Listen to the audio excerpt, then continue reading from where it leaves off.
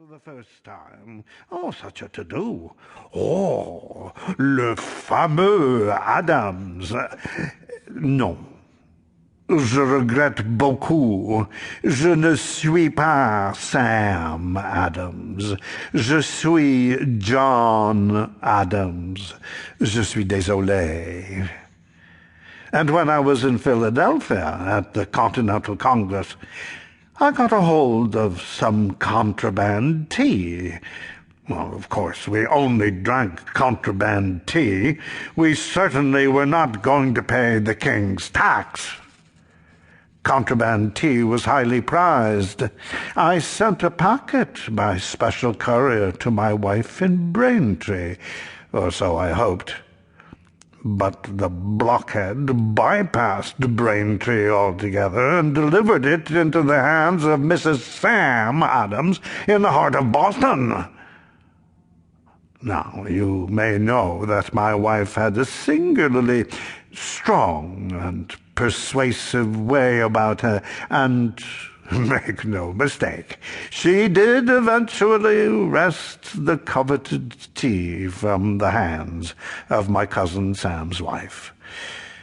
So, I am not Sam Adams, nor am I John Quincy Adams. In fact, there is no such person as John Quincy Adams, any more than there is such a place as Quincy, Massachusetts.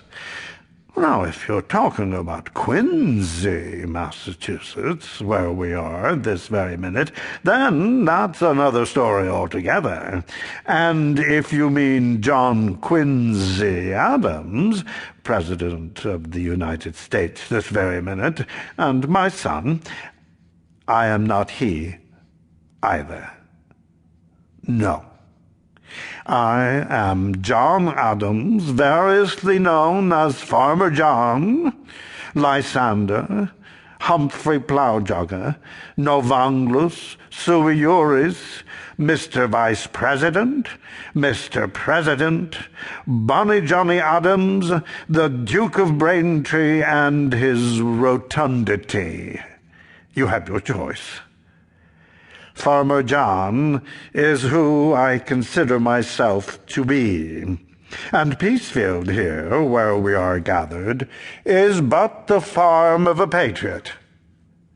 When I was a boy, I informed my father that I wanted to be a farmer.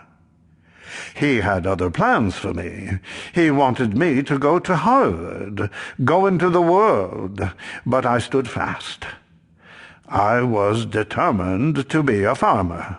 All right, he said, come into the fields with me, which I did.